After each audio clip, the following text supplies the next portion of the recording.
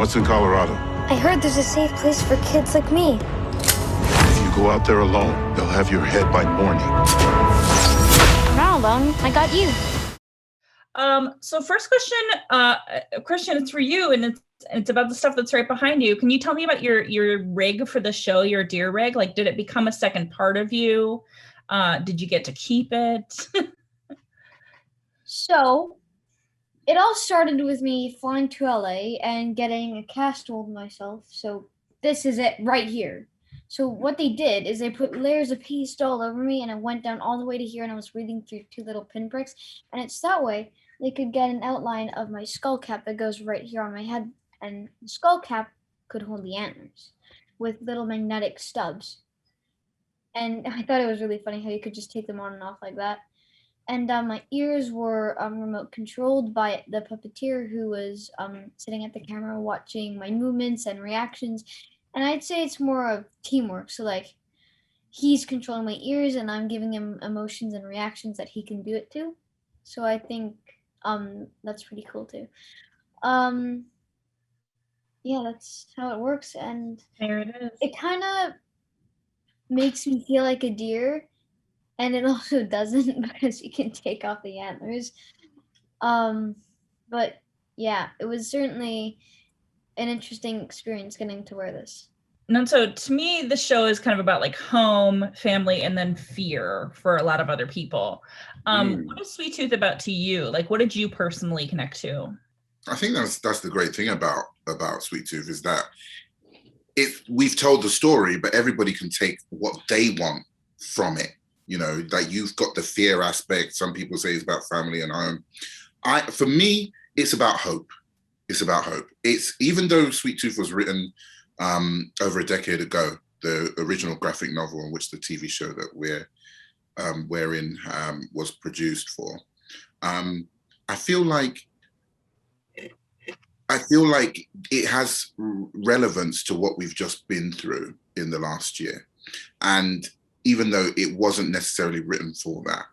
And I think despite what we've been through, it kind of conveys that if we are loyal to each other, if we're good to each other, if we put our efforts together, there is hope to make a difference for the future. And I think that is ultimately the message that I think Sweet Tooth is trying to convey.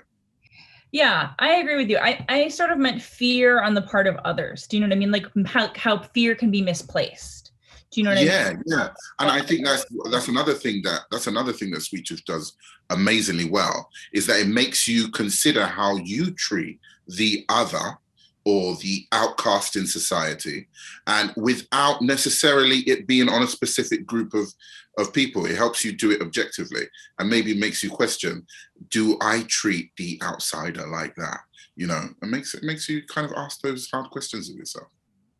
Or like also, I mean, with Jepperd, like something, his backstory is rolled out super, super, super slowly. Do you know what I mean? Like we think we know one thing about him, but we don't. And then we get to episode 2, we find out, oh, he played football. Do you know what I mean? Like it really comes out slowly. Like how much of that do you think is self-preservation? And how much of that is like, it's very hard to explain to a kid, well, I did this, like, why tell him? Do you know what I mean? Yeah, I think he's, you know, we're 10 years after the crumble at this point that we meet Gus and Jepperd. And I think partly his survival instinct is not to reveal too much of yourself to anybody as soon as you meet them. But at the same time, you know, maybe he wouldn't understand it, or maybe he would blurt out some information about him that he wouldn't want him to know. I think there's a lot in Jepperd's past that he's trying to get away from, or trying to forget, or trying not to miss anymore. I can't really go into detail as to what those things are, but like you say, they get unraveled slowly. And Sweet Tooth is a big part of how, you know, Sweet Tooth Gus himself and his kind of optimism and positivity is a big part of why those things start to unravel and start to be revealed as the show goes on. And on that note of Jepperd being really tough, like I think Jepperd is a really tough guy, and he's very strong and kind of a loner cowboy type guy. But I really feel like Gus starts chipping away on the exterior and getting to the inside where his heart is, and Jepperd kind of has a heart of gold in a way, where Gus shows Jepperd that he does, and then they start to connect more and bond in a way.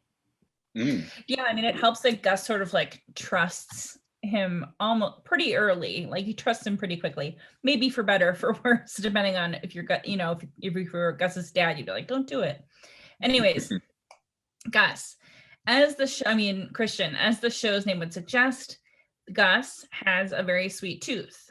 What is your go-to sweet snack? Do you like sour stuff? Are you a milkshake person? Like, what do you like the best? I am a 101.99% sour person. Yeah, sour candies are definitely my favorite type of candy. And so does Gus loves them too. It's his favorite type of candy also. And I feel like that's pretty funny how we both love sour candies the same.